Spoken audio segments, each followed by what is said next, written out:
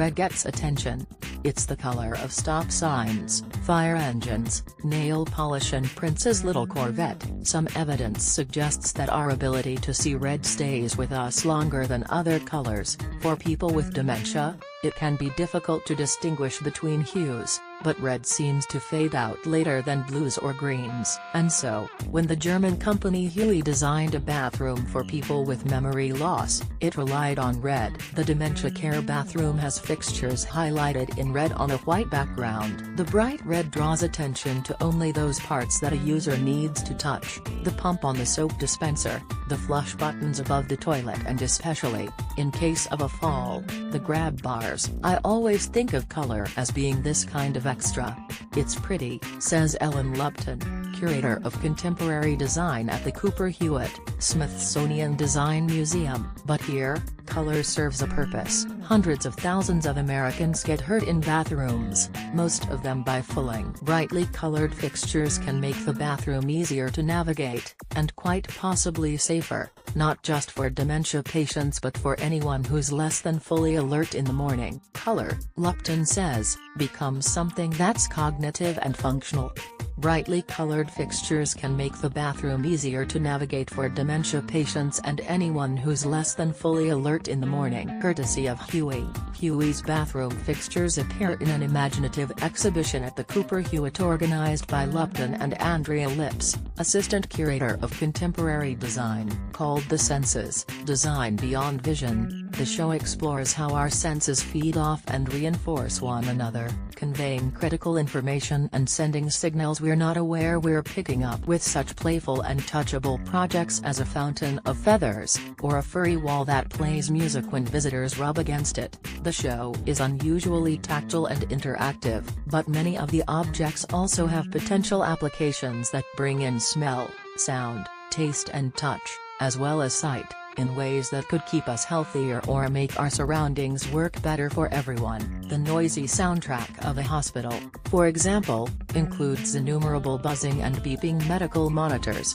In one study, researchers counted almost 200 alarms per bed per day, many of them false. For patients, alarms disrupt sleep, cause stress and can harm their health in other ways. For staff, alarm fatigue, or becoming desensitized to the clash of noises, can lead to missing important alerts, with sometimes dreadful consequences. To prevent mindlessly shoveling down a meal, these bumpy, sensory dessert spoons encourages eaters to slow down and pay attention. Courtesy of Jin Hyun Joan, Alarm Fatigue by Man-Made Music takes aim at that problem with a model of what future medical monitoring could sound like. It is based on a prototype technology that would convert streams of a patient's data, such as heart rate, blood pressure and blood oxygen levels, into a harmonious set of notes, chirps and tones. The idea is to make the sound much more useful to caregivers and much less scary to patients, says Man-Made Music's founder Joel Beckerman,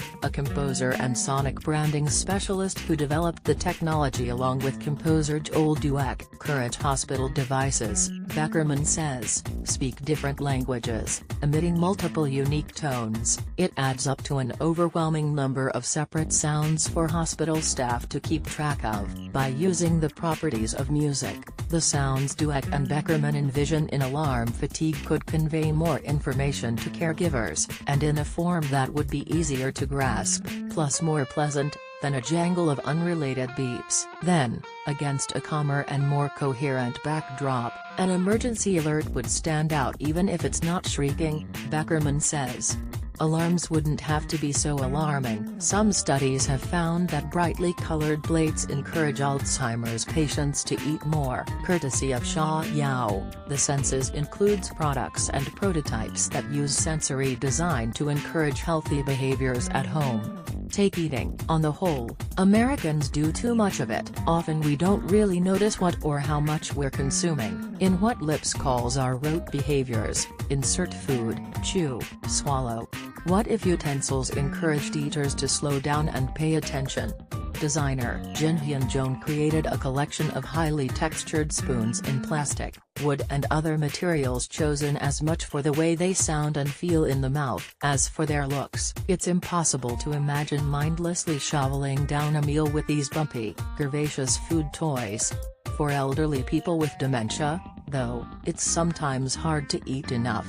Deficits in memory and visual perception make it hard to see the food on the plate. White rice blends into white plate, which blends into white tabletop. Sha Yao's Eat Well assistive tableware uses a vivid blue for the insides of dishes, because it contrasts with many foods, and because some studies have found that brightly colored plates encourage Alzheimer's patients to eat more. Loss of appetite can also be a problem.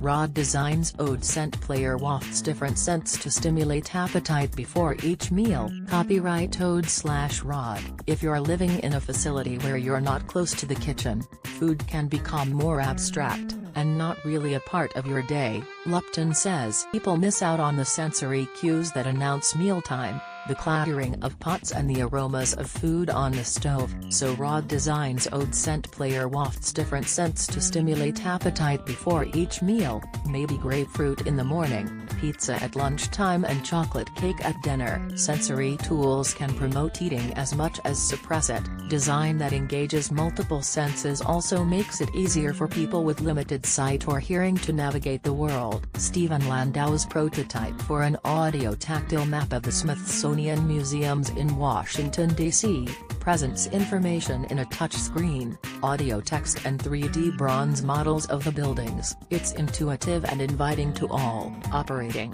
as Lupton says, on multiple pathways and simultaneous pathways, it's accessible to people with hearing or visual impairments, as well as children or anyone who learns better by touching or listening than by reading. Inclusive design like this lets people of many abilities use a product together. Lupton says, it can be frustrating to have to ask for special assistance, she says, when a simple design change would make it accessible to all.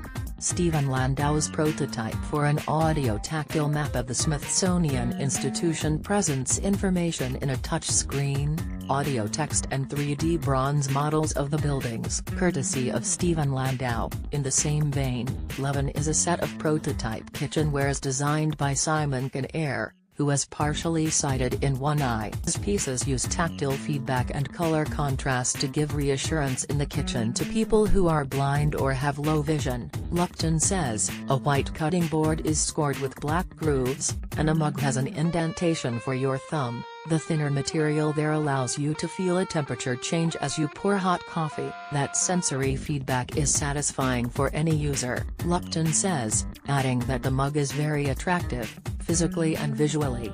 A white cutting board, scored with black grooves, by Simon Air, helps people with low vision. Copyright Simon Air, James Cartwright. All of us have different sensory abilities and inclinations, and they change over the course of our lives. The best design includes many different users, from a child to an older person to someone with difficulty walking or standing. Lupton says, when a potato peeler or a smartphone is designed for inclusion, it brings pleasure and functionality to a broader audience.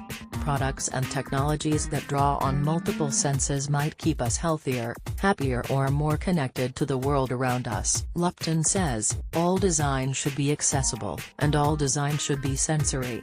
The Senses, Design Beyond Vision is on view in New York City at the Cooper Hewitt Smithsonian Design Museum, through October 28. Like this article? Sign up for our newsletter.